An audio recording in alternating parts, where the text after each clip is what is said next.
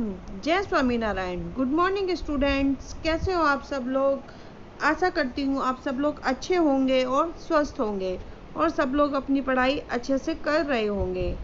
तो बच्चों, कैसा रहा आपका संडे और क्या आप लोगों ने संडे में अपना रिवीजन किया।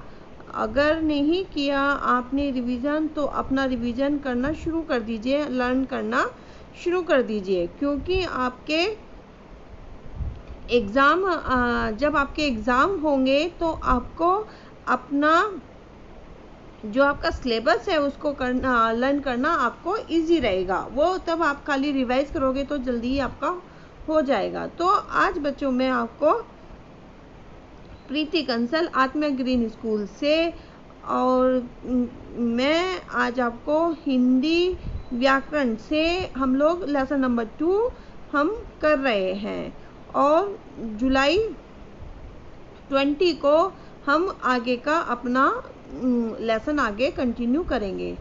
एक बात बच्चों, जब मैंने आपको प्रीवियस वीडियो मैंने आपको भेजी थी तो उसमें 15 मिनट्स के बाद आप मेरी साउंड नहीं आ रही थी। मैंने आपको जो बताया वो आपको समझ में नहीं आया होगा और बच्चों आपको उसके लिए प्रॉब्लम हुई है, तो मैं अब उसे करेक्ट करके बताती हूँ कि मैं वो जो मैंने उस दिन आपको समझाया था वो मैं आज आपको फिर रिपीट कर देती हूँ, जिससे कि आपको समझ में आ जाए। उसमें वो 15 मिनट जो मैंने स्टार्टिंग से 15 मिनट्स तक मैंने जो बताया वो आपको मेरी साउंड आ रही है उसमें, और जो उसके बाद की जो मेरी आवाज़ आनी चाहिए थी वो नहीं आ रही है, जिसकी वजह से आप समझ नहीं पाए होंगे कि आगे क्या हुआ है। तो बच्चों, मैंने जैसे आपको पिछली क्लास में उस वीडियो में मैंने आपको बताया था, हमने प्रीवियस क्लास में हमने स्वर के बारे में पढ़ा था, ह्रस्व स्वर, दीर्घ स्वर और प्लुत स्वर। ह्रस्व स्वर हमारे 4 होते हैं, दीर्घ स्वर जो हमारे दीर्घ स्वर होते हैं वो 7 होते हैं और प्लुत स्वर को हम एस के रूप में लिखते हैं।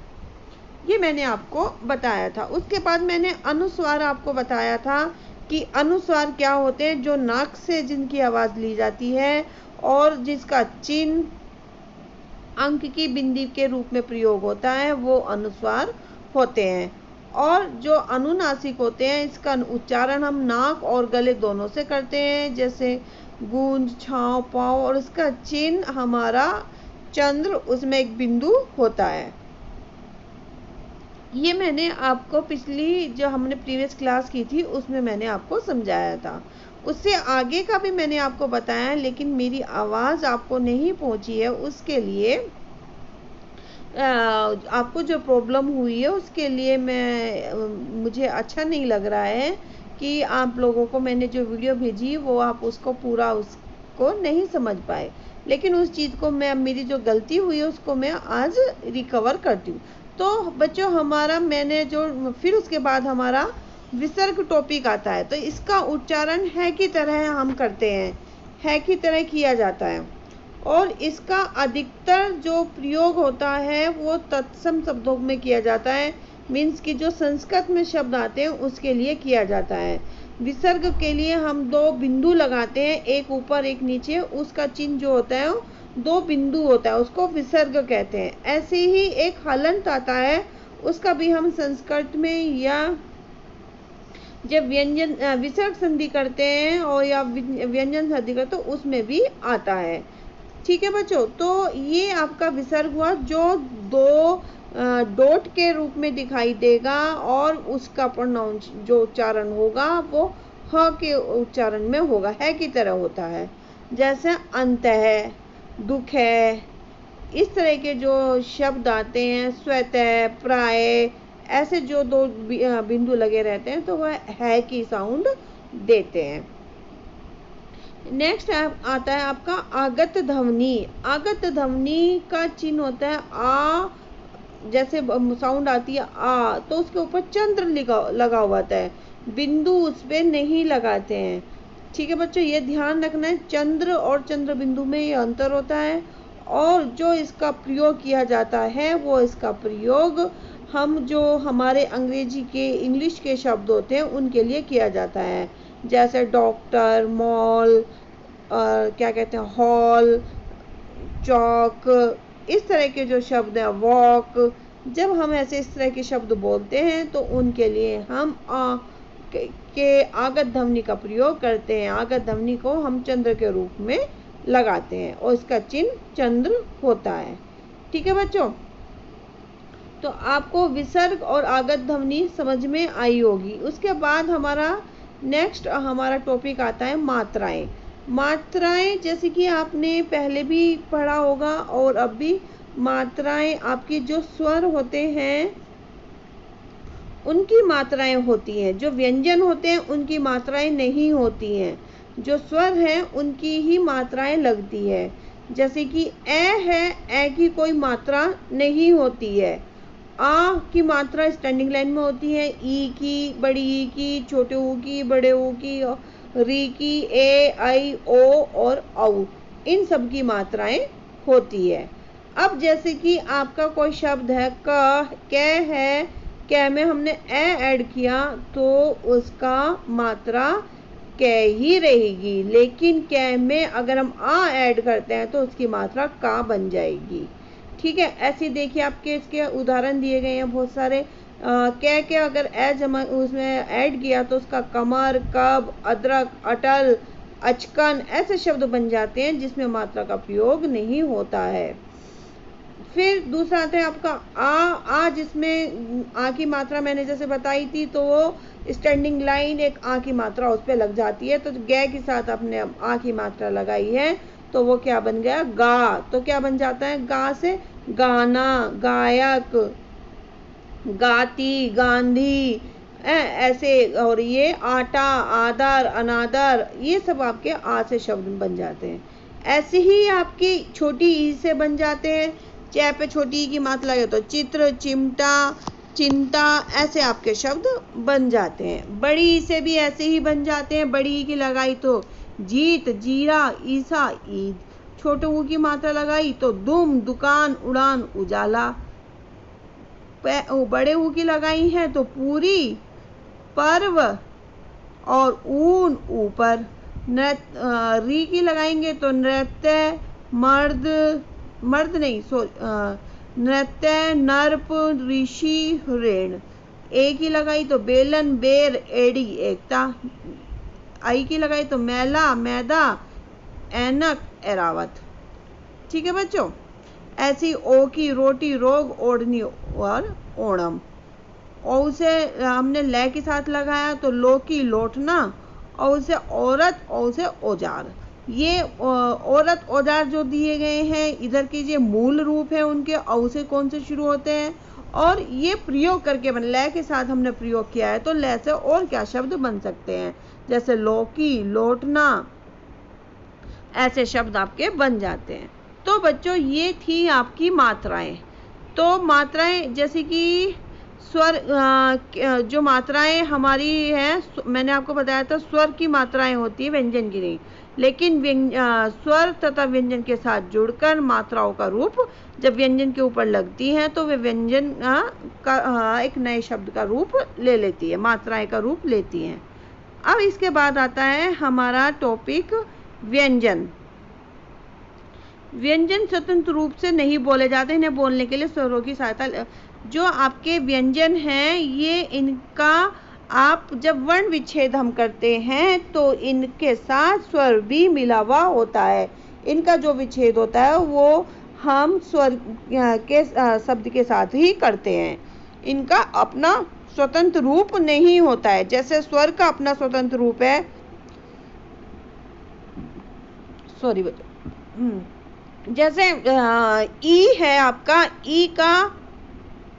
ई में कोई एन की साउंड नहीं आ रही, ए की साउंड नहीं है, ई है तो ई ही है, उसका अपना ही मूल रूप है, अपना ही स्वतंत्र रूप है। लेकिन जो व्यंजन होते हैं व्यंजन का स्वतंत्र रूप नहीं होता है। जैसे कि आपने कै लिया है, कै के साथ ए की भी साउंड आ रही है, गे है तो गे के साथ ए की साउंड आती है। ऐसे ही आपके बहुत सारे शब्द हैं, सबके साथ अलग अलग स्वर की आवाज आती है।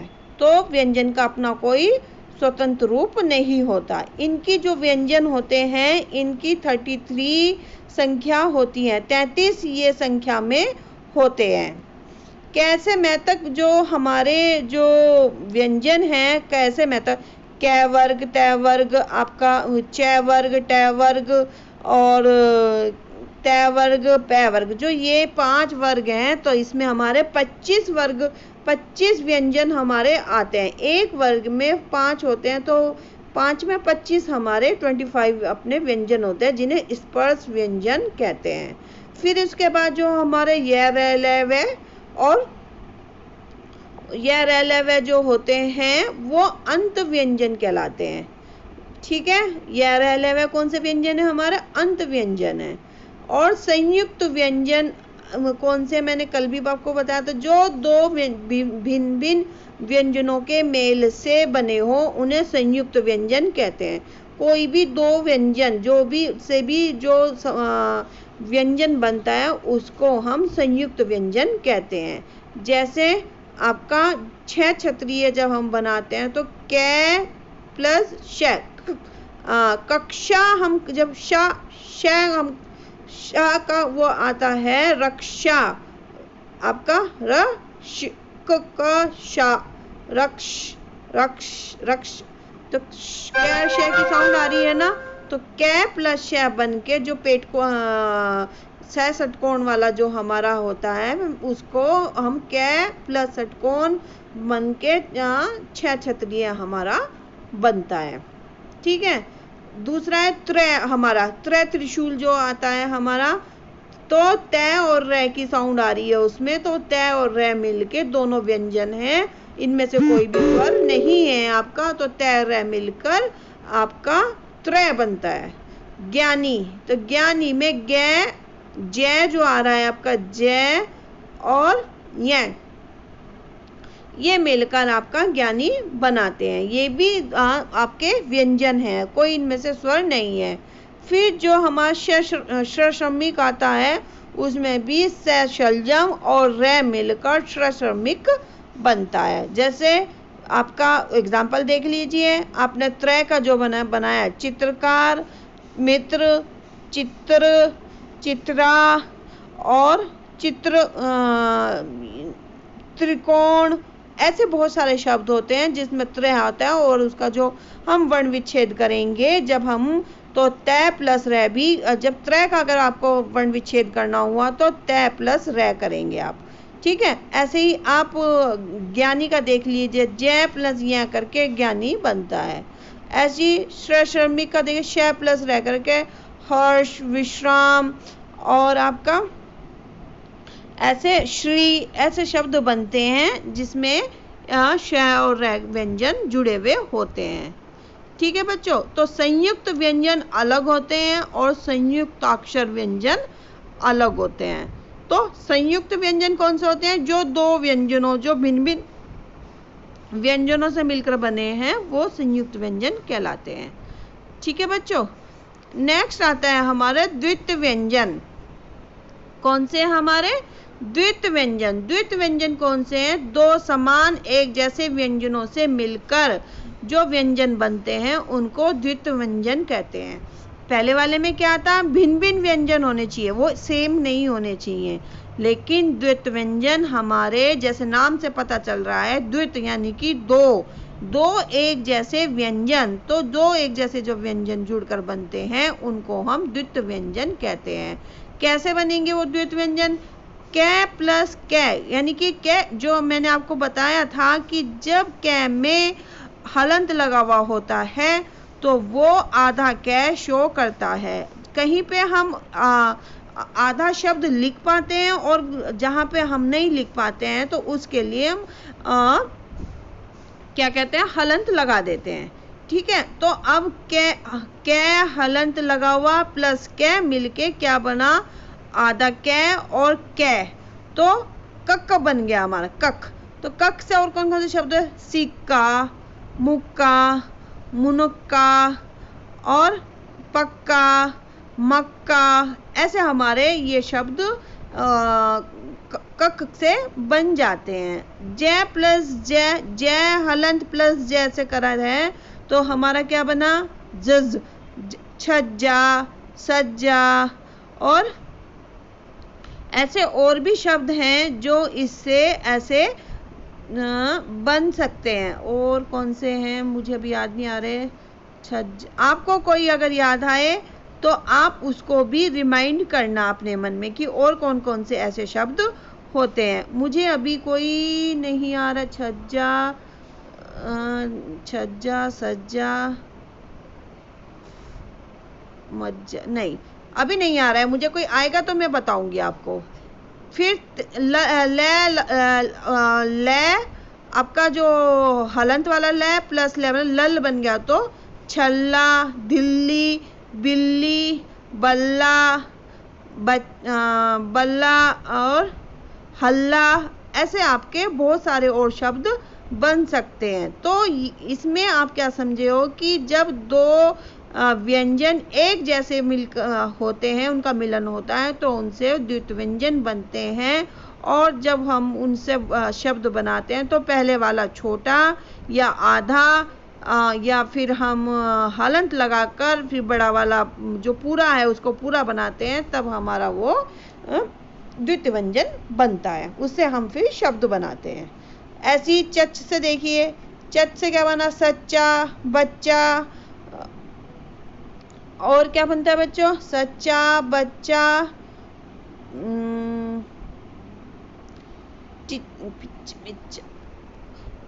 अभी इसका भी नहीं आ रहा है मुझे। सच्चा, बच्चा, मम से है सम्मान, और एक और है इधर मिस हो रहा है मेरा, सम्मान अभी नहीं समझ में आ रहा है। सच से है रस्सी, लस्सी और जस्सी। ऐसे आपके और भी शब्द इससे बन जाते हैं। नेक्स्ट है आपका संयुक्ताक्षर। संयुक्ताक्षर शब्द कैसे हैं आपके, जब दो अलग अलग व्यंजनों के मिलने से बने अक्षर संयुक्ताक्षर अक्षर कहलाते हैं। यानी कि जो दो अलग अलग व्यंजन के मिलने से बने अक्षर, जो दो अलग अलग व्यंजन हैं। अब आप ये कहोगे कि मैडम पहले में भी यही था, जो आपके संयुक्त व्यंजन थे वो भी भिन्न भिन्न व्यंजन थे जो पहले थे आपके। आप बोलोगे मम्मी कि वो भी पहले भिन्न भिन्न थे, वो कैसे बनेंगे, तो आप उसको ऐसे बना सकते हो, क्योंकि इसमें आपका कै प्लस खे अगर आया है तो वो आपका पहले वाला जो हमने उसमें हलंत लगाया था, हलंत लगाने से वो जब हलंत लगता है तो आधे का अर्थ निकालता है, तो उसका क्या बन गया, मक्खी।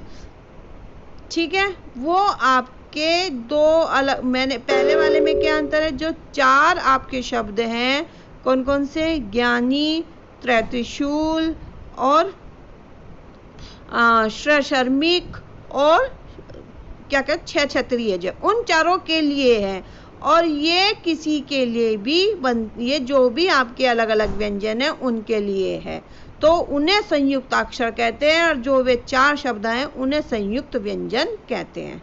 ठीक है, अब आपको दोनों में डिफरेंस समझ में आ गया होगा। तो दोनों में, इसमें आपके एग्जाम्पल देखिए, दो अलग अलग व्यंजनों के मिलने से, दो अलग अलग व्यंजन है कै और खे, तो कख बन गया। उसमें आपका तय प्लस रे करके आपका क्या बना था, त्रय बना था। इसमें कै प्लस खे करके कख बना, तो इससे क्या बन गया, मक्खी, मक्खन। और क्या बनेगा आपका, अभी जैसे सिक्का का कक का अभी एक मुझे आ रहा है ढक्कन है, तो ऐसी मक्खी, मक्खन,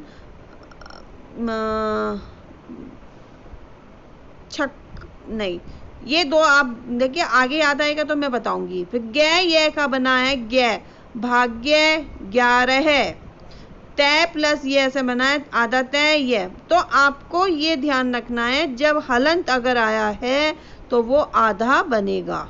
ठीक है, तो तय का सत्य, त्याग, सत्यवादी, सत्यार्थ, ऐसे आपके और भी शब्द बन सकते हैं। कै प्लस ये ऐसे क्या बना, वाक्य, वाक्यांश, ऐसे आपके शब्द बन सकते हैं। च प्लस छ से स्वच्छ, द प्लस ये से दे से आपका, अब आप देखिए ये आया है द प्लस ये दे बना, ठीक है। अब आप कहोगे इसमें तो मैम आधा, तो अब आप देखिए इन्होंने इसमें हमने हलंत लगाया है, तो हमें ये ही हलंत वाला ही वहां पे लगाना है, क्योंकि हम आधा द नहीं बना सकते। तो क्या बनेगा, वाद्य, विद्यालय, ठीक है। तो ये थे आपके संयुक्ताक्षर। मैंने आपको व्यंजन बताए, कौन कौन से व्यंजन में, आपका संयुक्त व्यंजन, हाँ, द्वित व्यंजन और संयुक्ताक्षर, और हमारे स्वर भी कंप्लीट हो गए, हमारे व्यंजन भी कंप्लीट हो गए, ठीक है। अब आता है हमारा रै के विभिन्न प्रयोग, ठीक है बच्चों। अब आता है क्या हमारा रै के विभिन्न प्रयोग। अब मैं आपको रै का प्रयोग बताती हूँ, कैसे रै का प्रयोग करते हैं। जब रै स्वर सहित होता है, स्वर सहित रहित मतलब जिसमें स्वर नहीं आया हुआ है। स्वर कौन से हैं, ए, आ, ई, उ, जो ये स्वर हैं ये नहीं आए, रै आगे रहित होता है, तब रै आगे आने वाले व्यंजन में जो रै रेफ के रूप में लगाया जाता है। रेफ के मतलब ऊपर वाला, सी वाला जिसे कहते हैं, पहचान के लिए आप ध्यान रख लीजिए, सी के जब अगर स्वर रहित होता है और उसके आगे व्यंजन आता है, मतलब स्वर नहीं है, तो क्या बचा, व्यंजन ही बचा ना। तो व्यंजन अगर आता है तो हम उस पर जो रै लगता है, रेफ लगाते हैं। वो रेफ सी, जो उसका लगाने का तरीका है वो सी है हमारा। जैसे कै प्लस रै, तो रै से पहले हमारा कै रै मै, हमने इसका वर्ण कर्म दिया हुआ है, तो रै से हमारा जो आया है, हमारा पहले क्या आया है, हमारा कै आया है, तो कै हमारा क्या है, व्यंजन है, तो हमारा इसका शब्द क्या बन गया, कर्म। जो मैं है, मैं पे हम रै लगा देंगे, जो रै का रेफ लगाना है वो हमारे मैं पे लगेगा। वर्षा, गर्मी, धर्म, शर्त, मर्द, सर्दी, ऐसे जो बीच में शब्द बोले जाते हैं उनका रेफ हम सी की तरह हम जो आगे वाला शब्द है उसके ऊपर लगाते हैं। कर्मठ, ऐसे बहुत, दर्शन, ठीक है बच्चों। तो सी जो ऊपर जैसे लगाने हैं उसकी पहचान दिए, सी वाला रेफ, क्लियर बच्चों। नेक्स्ट है आपका, जब रै स्वर सहित व्यंजन के बाद हो तो उस व्यंजन की खड़ी के साथ रै पदेन के रूप में लिखा जाता है। मीन्स अगर जब रै सहित स्वर हो, अगर उसके साथ स्वर आ रहा है तो तब हम उसके साथ हम क्या लगाएंगे, आपका रै पदेन लगाएंगे, यानी कि स्लैंटिंग वाला। कौन सा वाला, स्लैंटिंग वाला। अब आप देखेंगे न में किसकी साउंड आ रही है, ए की साउंड आ रही है, फिर मैं, फिर रै, तो हमने क्या बनाया, रै में किसकी साउंड आ रही है, रै प्लस ए, तो इसके साथ क्या मिल रहा है, हमारा स्वर मिल रहे हैं। तो स्वर मिलने से हम क्या लगाएंगे, इसमें रेफ कौन सा लगेगा, न, नर्म, तो मैं में हम रेफ लगाएंगे स्लैंटिंग वाला, ठीक है। नर्म, आप कर्म देखिए, क्रम, क्रम बोलते हैं ना, क्रम आपका क्रमांक क्या है, तो अनुक्रमांक क्या है आपका, तो क्रम कैसे करते हैं हम, कै में ए भी आ रहा है, फिर मैं में रै भी आ रहा है, तो आपका इसमें अब फिर जब मैं में ए की साउंड भी आ रही है आ रही है ना, तो उसमें हम आपका जो में हम जब हम इसमें क्या कहते हैं कि पदेन लगाएंगे वो स्लैंटिंग वाला लगाएंगे। ठीक है बच्चों, इसका और एग्जांपल देखिए, से स्रोत करा है, स्रोत, तो से रे ओ ते ए, क्योंकि ओ भी आपका स्वर है और ए भी आपका स्वर है। फिर पे रे ए अणे, तो इसमें भी हमारा क्या कहते हैं ए स्वर है और अणे के बाद भी स्वर आ रहा है, तो इसमें भी हम अपना पदेन लगाएंगे। ठीक है बच्चों, नेक्स्ट आता है गोल घुंडी वाले स्वर सहित व्यंजनों के साथ रे पदेन के रूप में लिखा जाता है। जो गोल घुंडी वाले स्वर कौन कौन से हैं हमारे गोल घुंडी वाले? टे और ढे। गोल घुंडी घूमती है ना इसमें बच्चों हमारी, गोल गोल, तो इसमें हम टे और ढे के साथ रे पदेन के रूप में लिखा जाता है। अब आप कहोगे कैसे लिखा जाता है मैम? अब आपको ध्यान रखना है, जब टे और ढे बस दो घुंडी वाले में लगाना है आपको, तो ट्र रे ए के ट्रक। एक मिनट, डे आ, डे रे आ में ड्रम या ड्रामा,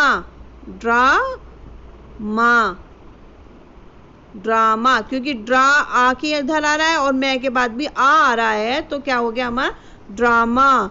ट्रक, राष्ट्रीय और राष्ट्र, और कौन सा होता है हमारा? ऐसे जो गोल घुंडी वाले हैं उनके नीचे हमारा क्या कहते हैं वी वाला, आप इसका निशान याद रख लीजिए, वी वाला हम इसके नीचे रे लगाते हैं, रे पदेन लगता है हमारा। ओके बच्चों, समझ में आया? टे रे ए के ट्रक, डे रे आ में आ ड्रामा, तो ये आपको बच्चों करना है। ठीक है, ये रे पदेन का हमारा आज तक का ये काम हमारा हुआ है। तो बच्चों आज मैंने आपको स्वर और व्यंजन दोनों बता दिए हैं, साथ में मैंने रे पदेन भी आपको बताए हैं। एक बात और, अब हमारा वर्ण विच्छेद बचा है। मैं आपको वर्ण विच्छेद नेक्स्ट क्लास में मैं आपको बताऊंगी कि वर्ण विच्छेद कैसे करना है, और ये बहुत ही इम्पोर्टेंट टॉपिक है आपका, तो इसको बच्चों बहुत ध्यान से करना। ठीक है बच्चों, और जो मैंने ये कराया है इसकी सबसे इससे संबंधी एक्सरसाइज मैं आपको कराऊंगी, लेकिन पहले आप ये समझ लीजिए सब। ठीक है, तो अब वर्ण विच्छेद हम अपनी नेक्स्ट क्लास में करेंगे। जो हमारी नेक्स्ट क्लास होगी उसमें मैं आपको वर्ण विच्छेद बताऊंगी। तब तक के लिए आप अपना ये जो भी कार्य है ये सब आप अपना कंप्लीट रीडिंग करके समझ के कर लेना। ठीक है बच्चों, फिर मिलते हैं बच्चों। Take care, stay home, stay safe, bye.